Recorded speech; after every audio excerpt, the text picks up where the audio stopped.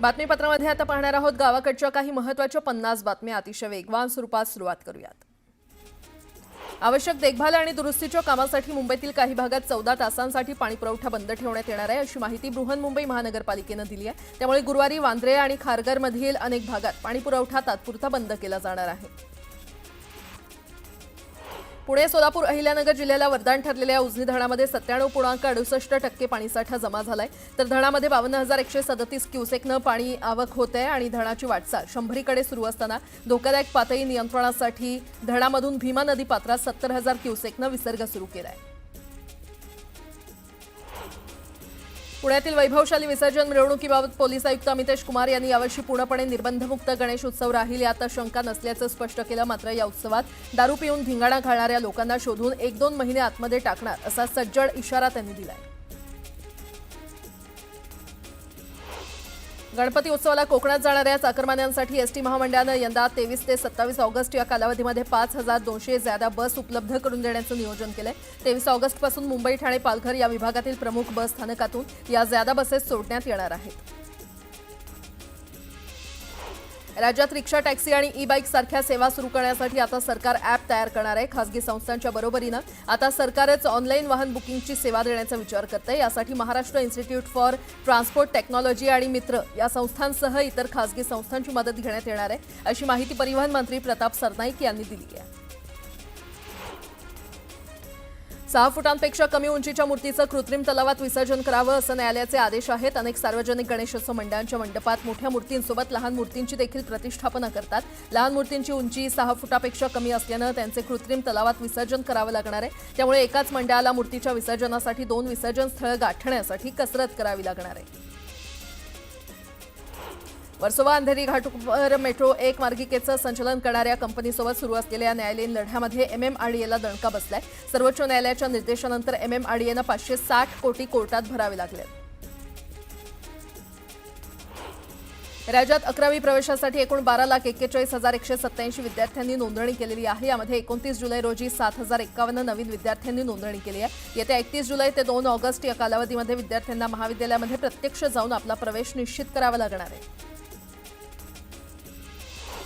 अभिनेता सुशांत सिंह राजपूत मृत्यू प्रकरणी रिया चक्रवर्तीला कोर्टानं नोटीस पाठवली आहे। सीबीआयनं दाखल केलेल्या क्लोजर रिपोर्टच्या कायदेशीर प्रक्रियेचा भाग म्हणून ही नोटीस पाठवण्यात आली आहे।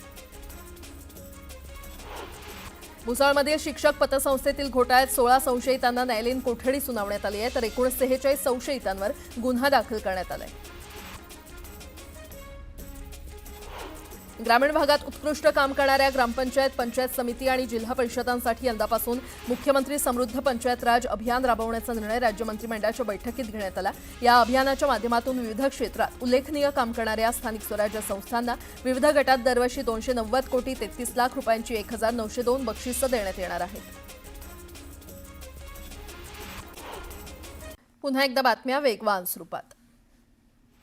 उच्च न्यायालयानं त्र्यंबकेश्वर देवस्थानच्या विश्वस्तांना मोठा दिलासा दिलाय। 200 रुपयांच्या VIP पास विरोधातील याचिका कोर्टानं फेटाळून लावली आहे तर कोर्टानं याचिकाकर्त्याला 1 लाखाचा दंड ठोठावलाय। नागपूरच्या बारमध्ये शासकीय फाईल बघतानाचा नवा व्हिडिओ समोर आलाय। मनीष नगरमधील कीर्ती बारमध्ये रविवारी सार्वजनिक बांधकाम विभागाचा अधिकारी इतरांसोबत फाईल पाहत असतानाच व्हिडिओ व्हायरल झाला होता। नागपूरच्या बारमध्ये बसून शासकीय दस्तावेज आणि फाईलवर सही केल्याप्रकरणी गडचिरोली जिल्ह्यातल्या चारमोशी येथील सार्वजनिक बांधकाम विभागाचे उपविभागीय अभियंता देवानंद सोनटक्के यांना निलंबित करण्यात आले। या प्रकरणात शिस्तभंगाची कारवाई करण्याचे निर्देश देखील देण्यात आलेले आहेत। सिंधुदुर्ग जिल्ह्यामध्ये गणेशोत्सवासाठी जाणाऱ्या चाकरमान्यांसाठी आमदार निलेश राणे यांच्या माध्यमातून 25 ऑगस्ट रोजी शिवसेना एक्सप्रेस विशेष रेल्वे गाडी सोडली जाणार आहे। दादर रेल्वे स्थानकावरून कुडाळपर्यंत ही रेल्वे धावणार असून मोफत सेवा दिली जाणार आहे। साकोलीतून फरार असलेल्या डॉक्टर अग्रवालनं भंडारा न्यायालयामध्ये सरेंडर केलं। या डॉक्टरनं रुग्णालयामध्ये आरोग्य तपासणीसाठी आलेल्या अल्पवयीन मुलीशी अश्लील कृत्य केलं होतं। या नराधमाला कोर्टानं एका दिवसाच्या न्यायालयीन कोठडीत पाठवलंय। धाराशिवमध्ये हॉटेल भाग्यश्रीच्या मालकाला मारहाण प्रकरणात 5 जणांना अटक करण्यात आली आहे। 5 पैकी एका आरोपीला वैद्यकीय तपासणीसाठी रुग्णालयामध्ये पाठवण्यात आले। पुण्याच्या भारती विद्यापीठ परिसरातून अपहरण झालेल्या 2 वर्षाच्या चिमुकलींची सुटका करण्यात आलेली आहे। धाराशिव स्थानिक गुन्हे शाखेच्या पथकानं धाराशिव आणि लातूर जिल्ह्यात ही कारवाई केली आहे। नवी मुंबई महापालिकेच्या उद्यान विभागातील आणखी एक घोटाळा समोर आलेला आहे। ऐरोलीतील सुस्थितीतील उद्यान पुन्हा नूतनीकरण करण्यासाठी घेण्यात आले। गरज नसताना 40 लाखांच्या कामाची निविदा काढण्यात आली। दरम्यान 4 अधिकाऱ्यांना पालिका आयुक्तांनी कारणे दाखवा नोटीस बजावली आहे। नवी मुंबईतील कोपरखैरणे परिसरातील एका शाळेतील शिक्षिकेविरोधात पॉक्सो अंतर्गत गुन्हा दाखल करण्यात आलेला आहे। 10वीच्या विद्यार्थ्यांसोबत सोशल मीडियावर अश्लील चॅट केल्यानं ही कारवाई करण्यात आली आहे। मुंबईच्या साकीनाका पोलिसांनी ड्रग्ज फॅक्टरीवर मोठी कारवाई केली आहे। कर्नाटकातील मैसूरच्या बाह्यरिंग रोडवरील ड्रग्ज बनवणाऱ्या फॅक्टरीवर छापा टाकून फॅक्टरी उद्ध्वस्त केली आहे। पोलिसांनी MDMA तयार करण्यासाठी वापरले जाणारं साहित्य जप्त केलं आहे। या प्रकरणात पोलिसांनी 8 जणांना अटक केली आहे। मीरा भाईंदरमध्ये भरधाव टँकरनं दुचाकीला जोरदार धडक दिली। यात एका महिलेला तिचा हात गमवावा लागलाय। महिलेला उपचारासाठी रुग्णालयामध्ये दाखल करण्यात आले। धुळे जिल्ह्यातील साक्री तालुक्यात पश्चिम पट्ट्यात वसलेले चिवटीबारी हे ठिकाण सध्या पर्यटकांच्या आकर्षणाचं केंद्र बनलंय। सह्याद्रीच्या कुशीत वसलेल्या गायका डोंगरावरून कोसळणारा धबधबा पर्यटकांना भुरळ घालतोय। निर्जंतुकीकरण करण्यासाठीच्या मशीनमध्ये बिघाड होऊन काचा फुटल्याची घटना नांदेडच्या खासगी रुग्णालयात घडली। सुदैवानं यामध्ये कोणत्याही रुग्णाला दुखापत झाली नाही। बीड शहरातील खड्डेमय रस्त्यांमुळे नागरिक आक्रमक झालेत। खड्ड्यांमधील गढूळ पाण्यात लोटांगण आंदोलन करत नागरिकांनी प्रशासनाविरोधात निषेध व्यक्त केलाय।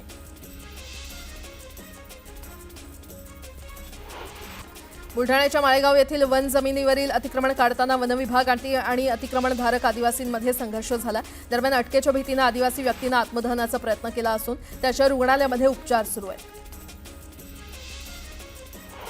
नाशिक कांदा उत्पादक शेतकरी संघर्ष समितीच्या वतीनं नाशिक जिल्हाधिकारी कार्यालयासमोर आंदोलन करण्यात आलं। शेतकऱ्यांच्या शिष्टमंडळाला अधिकाऱ्यांनी वेळ न दिल्यानं शेतकऱ्यांनी जिल्हाधिकाऱ्यांच्या दालनासमोर कांदा फेकून रोष व्यक्त केला।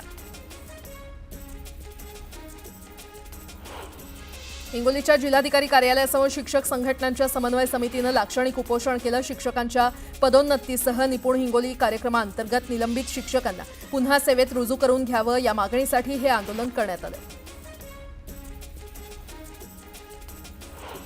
जळगावच्या सम्राट कॉलनीमध्ये रविवारी जुन्या वादातून 2 तरुणांमध्ये चाकू हल्ला झाल्याची घटना घडली होती। या हल्ल्यामध्ये धीरज हिरवाळे या 27 वर्षीय तरुणाची हत्या झाली आहे, तर कल्पेश चौधरी हा तरुण जखमी झालाय। या हल्ल्याचा व्हिडिओ समोर आलाय।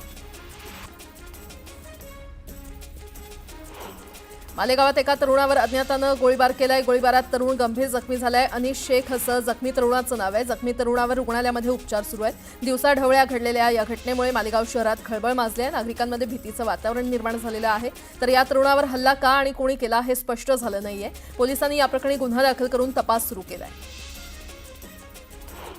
आदिवासी आश्रमशाळेमध्ये पाण्याची टाकी पडून एका 14 वर्षीय विद्यार्थिनीचा मृत्यू झाला, तर 3 विद्यार्थिनी गंभीर जखमी झाल्यात। अचलपूर तालुक्यातील नागापूर इथल्या वसंतराव नाईक आदिवासी शाळेत ही घटना घडलेली आहे। या भाजपचे मेळघाट विधानसभा मतदारसंघाचे आमदार केवलराम काळे यांची ही आश्रमशाळा असल्याचं समोर आलंय। अमरावती विभागाचे आदिवासी अप्पर आयुक्त जितेंद्र चौधरी यांनी ही माहिती दिली आहे। मुंबई गोवा महामार्गावर माणगावजवळ एसटी बसचा अपघात झाला। श्रीवर्धनकडून भिवंडीला जात असताना रातवड गावाजवळ चालकानं नियंत्रण सुटल्यानं हा अपघात झाला। या अपघातात 7 प्रवासी जखमी झाले। बुलढाण्याच्या माळेगावमधील वनविभागाच्या जमिनीवरील अतिक्रमण काढताना वनविभागाचे कर्मचारी आणि अतिक्रमणधारक आदिवासींमध्ये राडा झाला। यावेळी शासकीय वाहनांची तोडफोड करण्यात आली। या प्रकरणी बोराखेडी पोलीस ठाण्यात 11 आरोपींसह 15 अज्ञातांविरोधात गुन्हा दाखल करण्यात आलाय। कराड शहरात इलेक्ट्रिक बाईकनं अचानक पेट घेतला। कृष्णानगा इथल्या सिग्नलवर बाईकनं पेट घेतला। सुदैवानं यात जीवितहानी झालेली नाही। दरम्यान आगीवर नियंत्रण मिळवण्यात यश आले। नांदेडमध्ये एका मद्यधुंद कार चालकानं रस्त्यावरून जाणाऱ्या एका दुचाकीला आणि एका पादचारी महिलेला उडवलं, तसंच 2 ऑटो आणि दुसऱ्या एका कारला धडक दिली। यानंतर ही कार विद्युत खांबाला जाऊन धडकली। या अपघातात 2 जण जखमी झाले। दरम्यान या घटनेनंतर नागरिकांनी कार चालकाला पकडून बेदम चोप दिला। नागपूरच्या लकडगंज परिसरात घरात घुसून दहशत माजवणाऱ्या 4 जणांना पोलिसांनी अटक केली आहे। दरम्यान पोलिसांकडून अधिकचा तपास सुरू आहे। सांगलीच्या एका वीज वितरणाच्या ट्रान्सफॉर्मरला अचानक आग लागल्याची घटना घडली आहे। अग्निशमक दलाकडून आगीवर नियंत्रण मिळवण्यात आले। आगीमुळे परिसरातील वीज पुरवठा खंडित करण्यात आला होता। दरम्यान परिसरात भीतीचं वातावरण आहे।